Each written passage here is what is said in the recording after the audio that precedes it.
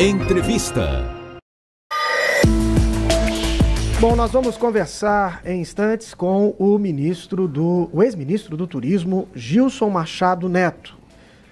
Nós até trouxemos aqui que uma das questões que iríamos abordar era a questão do processo judicial, que tem aí o próprio ex-ministro como alvo, supostamente teria agido em busca de um passaporte para a saída do ex-presidente Bolsonaro do país.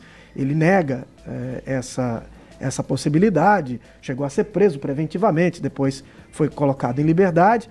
A equipe de apoio do ex-ministro nos informa que, por questão judicial, ele não pode tocar no assunto e também não pode tocar no assunto do processo de golpe de Estado que é enfrentado pelo ex-presidente Jair Bolsonaro. Então são questões pertinentes que certamente seriam perguntadas aqui, mas que, em virtude de cautela jurídica, a equipe do ex-ministro Gilson Machado informa que ele não vai tocar nesses assuntos.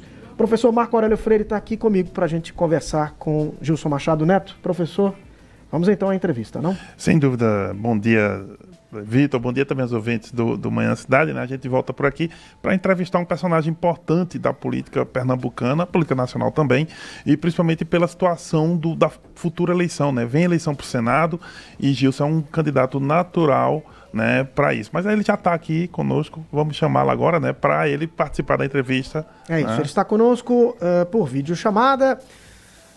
Ex-ministro Gilson Machado Neto, muito obrigado por nos atender. E eu queria começar perguntando para o senhor sobre essa questão que envolve o tarifaço do presidente Donald Trump aos produtos brasileiros. O senhor esteve, inclusive, acompanhado do seu filho, também Gilson Machado, hoje vereador do Recife, na posse do presidente Trump.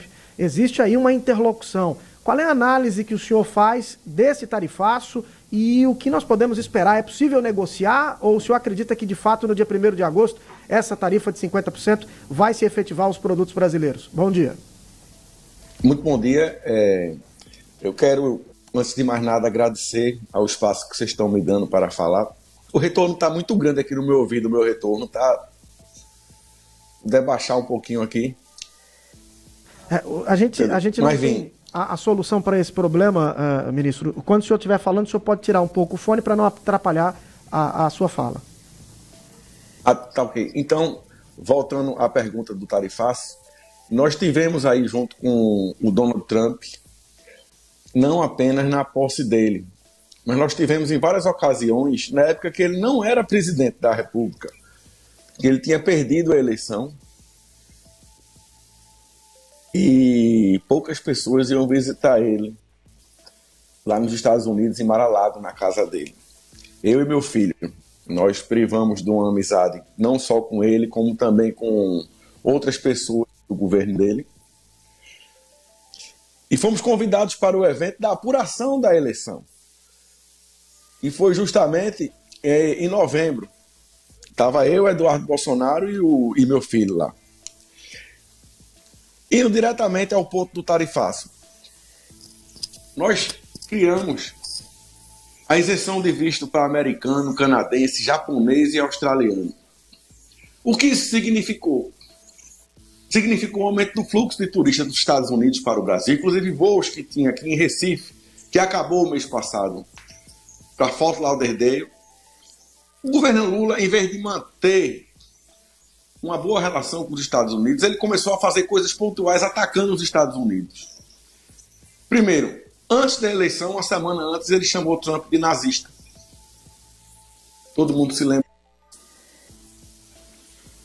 Segundo, caçou o visto de americano, que nós tínhamos conquistado e gerou um prejuízo muito grande para as empresas, de acordo com a própria IATA, que eu fui chamado lá para uma palestra em dezembro do ano passado. E a gente não conseguiu reverter isso aí junto com o governo federal. Os voos foram cancelados, isso é cristal. Segundo ponto, continuou atacando o presidente Trump. A própria primeira-dama mandou Elon Musk, secretário então do governo Trump, e tomar naquele lugar que eu não posso dizer aqui. Diz fuck you, Elon Musk em inglês. Depois, junto com os BRICS, tentou desestabilizar o dólar. Está sendo levado de piada no mundo todo. Todo mundo está vendo a dificuldade que os outros países têm também com retaliação, e eles foram negociar diretamente com os Estados Unidos, dando um bypass em Lula, que estava se achando que estava abafando aqui, estava se lascando. Resultado, a China foi direto para Trump, negociou, a própria Rússia, a Índia, e fica o Brasil com um tarifaço desse e querendo botar no colo do presidente Bolsonaro. Eu fico muito triste com isso, não só porque eu sou brasileiro, mas também eu sofro na pele porque eu sou vendedor de fruta, eu sou exportador de fruta, eu produzo coco, eu sou um dos maiores produtores de coco do Nordeste, lá em Alagoas. Eu sou o maior produtor de coco anão irrigado do estado de Alagoas. Produzo boi lá no Tocantins, aí a arroba do boi baixou também. A gente está sentindo na pele isso aí. Mas a culpa não é do presidente Bolsonaro, a culpa é desse desgoverno. E no momento que ele devia baixar a bola, porque os Estados Unidos, infelizmente, é 50 vezes maior do que o Brasil, a economia dele. E se o Brasil deixar de vender, não vender, para ele não faz diferença nenhuma. O que foi que Lula fez? Em vez de baixar a bola, tentar com os atores reais, por que não chamar Eduardo Bolsonaro? Que custa? Eu garanto que Eduardo nem o presidente Bolsonaro se negariam a ir lá. Como também, se eu fosse chamado, eu jamais me negaria a ir lá. Mas não, continuou insistindo e pagou a aposta e desafiou Donald Trump, dizendo que ele devia ser preso. Se ele estivesse no Brasil, ele estaria preso. Quer dizer, um cara desse não quer nem saber para a relação diplomática. Ele quer que, quanto pior, melhor, porque parece para ele, na cartilha do PT, quanto mais pobre a população, fica mais submissa a eles. Como ele já próprio disse, o pessoal saindo da linha da pobreza não vota mais na gente. Então é isso, professor, o que eu acho. A culpa não é do Bolsonaro. É importante, sim, que o Brasil tenha eleições, que o pessoal vá para casa, bote a bola embaixo do braço, se perder e diga, agora a gente perdeu a eleição, vamos lutar. E não fica essa dúvida no ar que sempre tem eleições livres, auditáveis, com eleição com o candidato Bolsonaro participando, porque eleição sem Bolsonaro não é democracia. Porque Bolsonaro não foi preso por corrupção, Bolsonaro não foi achado com mala de dinheiro, Bolsonaro foi preso porque teve uma reunião, ficou inelegível por mala de dinheiro, não. Ele ficou inelegível porque ele fez uma reunião que é função principal do presidente da República, com os embaixadores. Porque ele subiu num trio elétrico como cidadão no dia 7 de setembro, que é isso, minha gente. É isso. E depois você escuta o ministro dizer missão dada é missão cumprida. E o outro dizer, o presidente do tribunal, nós derrotamos o bolsonarismo. Nós quem? Ele e quem mais? Perdeu, mané. Entendeu? Não precisa desenhar, né, professor, né, Vitor? Bem, ministro, vamos conversar um pouco também sobre a questão local também, aqui em Pernambuco é importante. Vocês me escutam aí? Escutamos bem. O senhor nos escuta? Está tudo tranquilo? Eu acho que ele talvez não esteja nos ouvindo. Não estou escutando vocês, não. Olha, nós vamos resolver essa questão, vamos ajustar aqui. Agora o senhor nos ouve? Vocês me escutam aí? Sim, escutamos o senhor nos ouve. Tá. Pronto. Perguntar sobre a... Perfeito. Perguntar sobre a situação local, ministro. O PL é um partido importante na direita pernambucana também, e o PL tem essa situação entre o senhor, né, e o Anderson Ferreira. Isso está resolvido? O senhor realmente vai ser candidato ao Senado e Anderson também dividiria a chapa com o senhor? Isso está resolvido, pacificado, ou ainda precisa de discussão? Veja bem, eu não tenho dúvida que está resolvido. O presidente Bolsonaro já disse quem é o candidato ao Senado aqui em Pernambuco, por 2 vezes. Nada impede que o presidente do partido também seja candidato, porque nós temos 2 vagas para o Senado. É legítimo ele pleitear ser senador. Agora, eu fiquei muito triste no momento que eu esperava a solidariedade dele, porque eu estou de luto.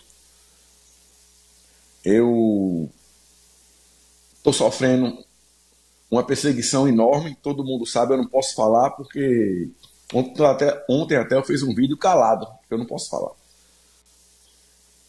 E o mínimo que eu esperava do presidente do partido é que ligasse para um parente meu quando eu fui preso, ligasse para qualquer pessoa da minha relação, se ele não quisesse falar comigo, para procurar saber. Porque se eu fosse presidente do partido, eu teria feito o mesmo, se ele tivesse acontecido isso daí com ele. Porque ele sabe que não tinha motivo para que eu fosse para o cotel, para que eu ficasse numa cela, numa solitária, sozinho. Fiquei durante 12 horas, mas fiquei. Eu tive que matar barata de mão, meu amigo, dentro da cela.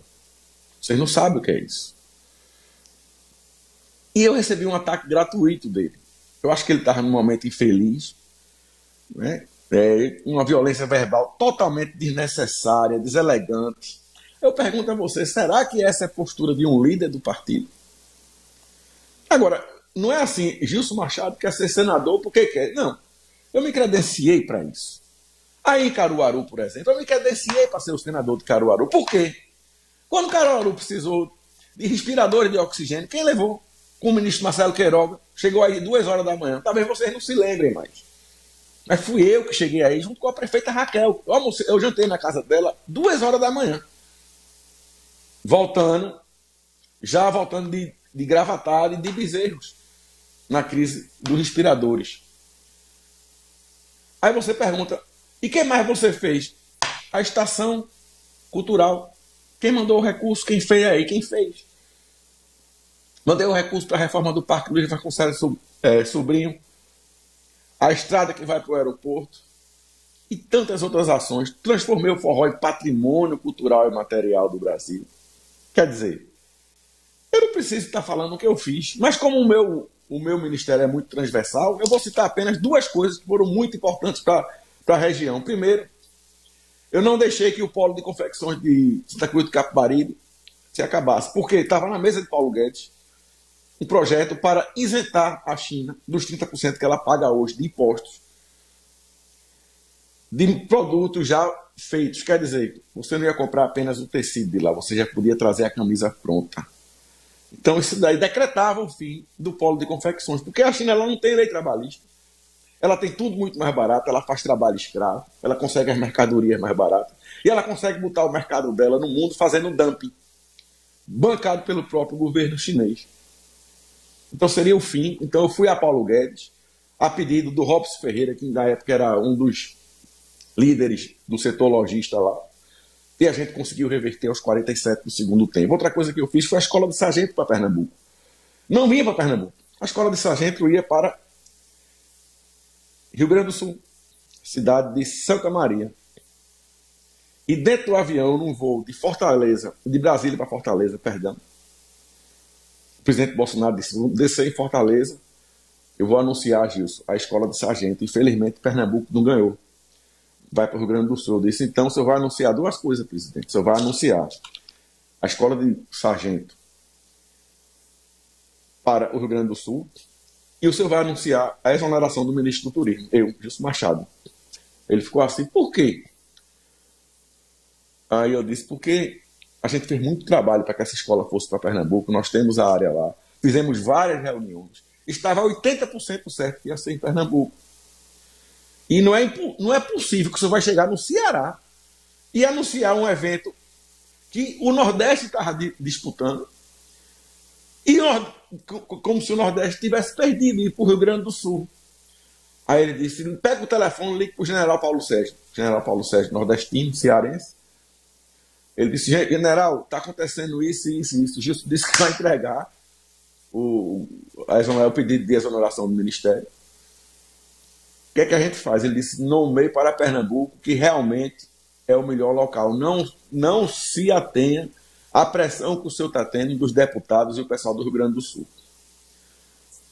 Peguei a palavra, quando chegou em Fortaleza, foi anunciada a escola de sargento para Pernambuco. O presidente já confirmou essa história várias vezes. Como também a Transnordestina não iria vir para Suave. Eu consegui aos 47 do segundo tempo, junto com o governador Paulo Câmara na época. Porque eu não escondo quem trabalhou. Não precisa, porque Paulo Câmara é de outro partido. Não, ele trabalhou para isso também. E nós conseguimos que a Transnordestina viesse para o Suape, o ramal, tivesse pelo menos no projeto, e uma empresa já interessada. Foi feito o contrato. Estava na hora lá que foi anunciado o ramal para o Nordeste. A dragagem do Porto do Recife, Recife não ia mais receber navio, o Recife ia sair da Bolsa de Valores de Nova York, porque não tinha calado para receber navio de grande porte, para encher os purões de açúcar. Nós conseguimos reverter isso daí, conseguir 42 milhões junto com o Tarcísio. Aí por que você se mete tanto? Não, eu não me meto. Eu vou atrás, eu penso fora da caixa. O meu ministério era muito transversal. E nós conseguimos, e Recife voltou a receber, não saiu da Bolsa de Valores, e foi aumentado o calado, a profundidade do porto de 7 para 11 metros e meio. Então recebe navios de cruzeiro de grande porte hoje, e navios de grande porte para levar o açúcar de Pernambuco para o mundo todo. Então é isso daí já me credencia para ser o senador de Pernambuco. Como também a minha votação que eu tive em Caruaru, eu tive mais de 60 mil votos. Em Pernambuco todo eu tive mais de 1.300.000 votos. O povo já me conhece. O povo sabe que eu sou incansável, que eu não desisto nunca e que eu entrego. Estou pronto para ser o melhor senador que Pernambuco teve. E se o presidente do partido quiser ser candidato ao Senado, é muito bem-vindo também, não tem problema nenhum. Ministro Gilson, nós queremos agradecer ao senhor, mas eu só queria rapidinho fazer uma última questão ao senhor sobre a política local. O senhor fala da possibilidade do senhor sair candidato e do presidente do PL, o Anderson Ferreira, sair candidato. Então o senhor é a favor de uma chapa majoritária do PL ou o senhor é favorável a uma composição com a governadora Raquel Lira? Eu sempre fui a chapa majoritária do PL. Agora, se a governadora Raquel Lira, através de um entendimento com o presidente Bolsonaro e com o próprio presidente do partido aqui, declarar o apoio ao presidente Bolsonaro e lutar porque a eleição vai ser para o ano ainda. O presidente Bolsonaro, ele pode ser candidato para o ano. Muita coisa vai acontecer ainda. Eu estarei onde quem apoiar o presidente Bolsonaro. E se o próprio Anderson Ferreira, se ele quiser ser o candidato a governador aqui em Pernambuco, como ele foi da outra vez, eu achei legítimo também. Nós andaremos juntos o estado todo, como nós já andamos. E teremos uma boa receptividade e iremos fazer a diferença na eleição. E se o PL lançar um candidato também, vai fazer uma diferença grande na eleição. A eleição é para o ano ainda, não vamos morrer de véspera. Ministro, o pulso ainda pulsa. Ministro, aproveitando ainda, perguntando nessa linha, se o partido for ter um candidato, seria o Eduardo Moura, o senhor falou no Anderson também, mas Eduardo Moura, a seu ver, já estaria pronto para esse perfil? Ele tem um perfil que o senhor considera adequado para uma candidatura majoritária? Ele que tem feito sucesso na vereança em Recife? Eu conheço Eduardo Moura, ele como jornalista, como vereador, está me surpreendendo positivamente o mandato dele. Ele é tenente na conduta, positivo. E seria um excelente nome. Excelente nome, Eduardo Moura. E levaríamos a eleição para o segundo turno. Ministro, eu queria saber um pouco da rotina do senhor. O senhor, claro, não pode entrar especificamente nas questões relativas ao processo que o senhor responde, nem relativo ao ex-presidente Bolsonaro, mas algo altera a dinâmica do senhor, algumas restrições. Queria saber como que o senhor tem convivido com essas restrições. Bom, eu tive o enterro da minha tia, última irmã da minha mãe, semana passada, que eu não pude ir, que ela morreu e foi enterrada em Paulista. Ela faleceu, tia Dora, enterrada em Paulista. Eu moro em Candeias. Estou morando num flat alugado, tá aqui, ó. Morando num flat, bem porque 30 metros quadrados. Tive que alugar um flat em Recife, porque eu não posso ir para minha casa em Jaboatão. Entendeu? E a banda não pude tocar em Caruaru, por exemplo, no Alto do Muro esse ano. E nos shows os shows que não foram cancelados da banda, do Celosa. Porque uma grande parte do show o pessoal cancelou. Por uma questão política e a questão da minha presença, enfim. Mas nada como um dia atrás do outro e a noite no meio. Deus está vendo tudo. Eu acredito ainda na justiça, principalmente, ó, aí lá de cima, velho. Essa não tem jeito. Essa não tem jeito.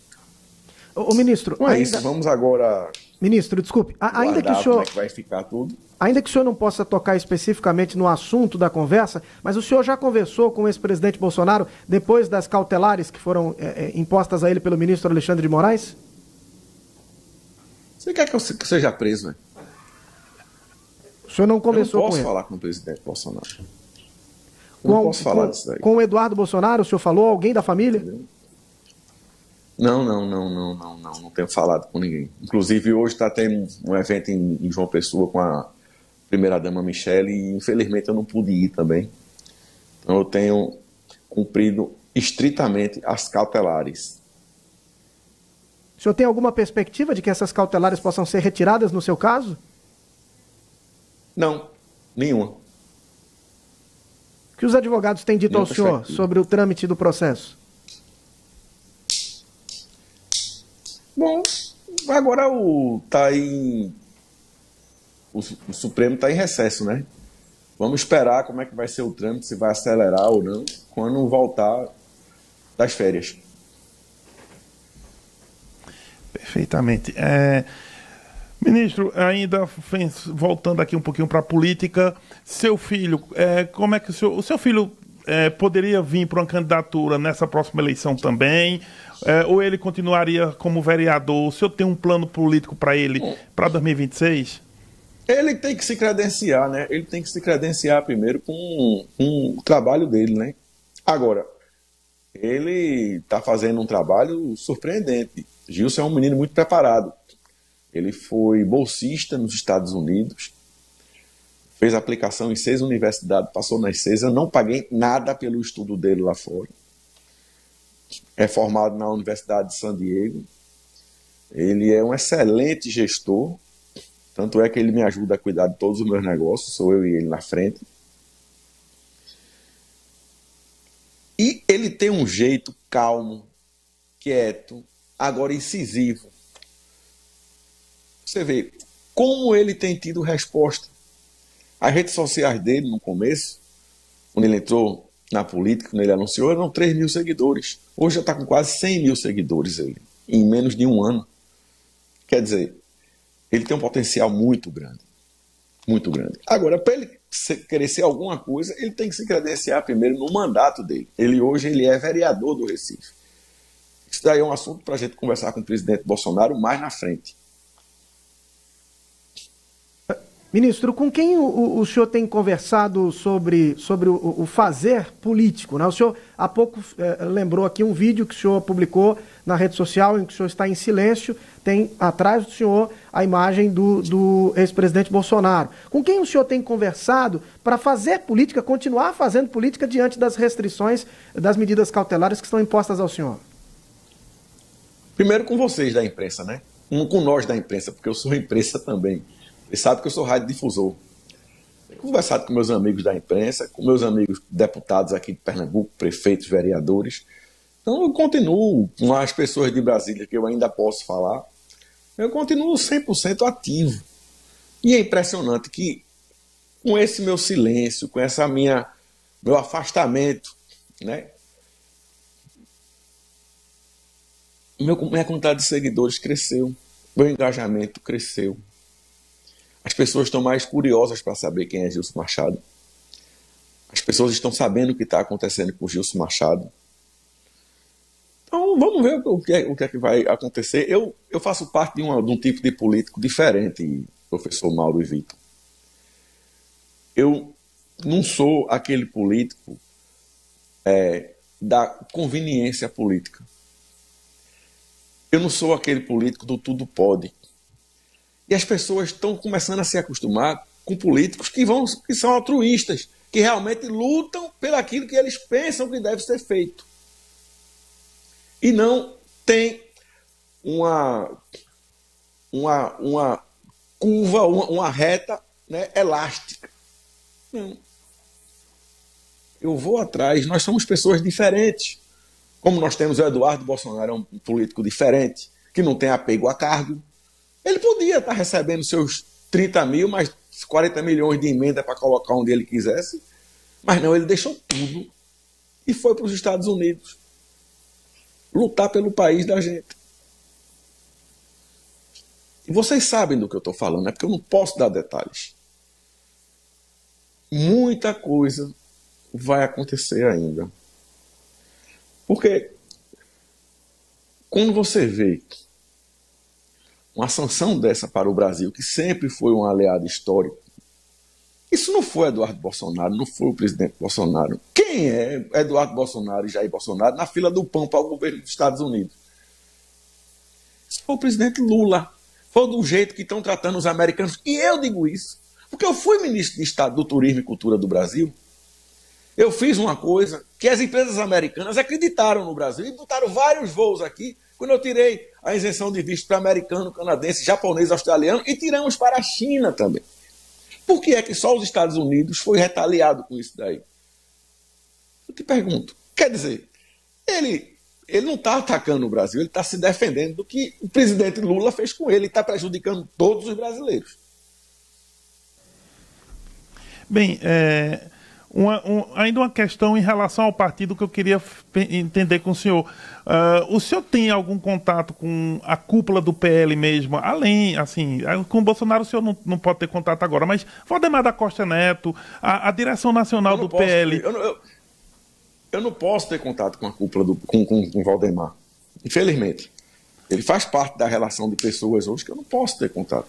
Perfeito. Então... Eu estou cumprindo as cautelares. Eu não posso dar detalhe. Perfeito. Não me pergunte mais, senão eu vou sair daqui preso. Perfeito. Então, a questão é a seguinte... E aí não é isso que vocês querem. Veja, do ponto de vista político, então, o senhor consegue essa candidatura... Deixa eu te fazer uma pergunta aí. Professor. Veja bem, você acha que nós estamos numa democracia? A seu ver, não, ministro? Não, eu perguntei a você. Bem, se eu fosse o entrevistado, se eu fosse o entrevistado, eu diria que dentro dos parâmetros legais a gente é formalmente uma democracia, sim, né? Mas o senhor considera que não... Você pode entrevistar o argentino aí? Oi? Não entendi. Você pode entrevistar aquele argentino? Tem pessoas que você pode entrevistar aí?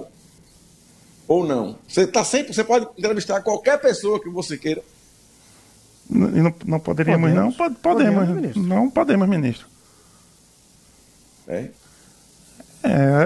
Não entendi de quem o senhor está falando, mas...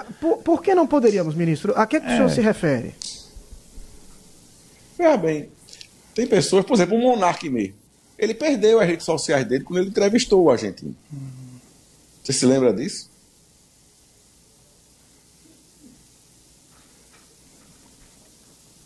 Então, vocês teriam coragem de entrevistar o argentino aí?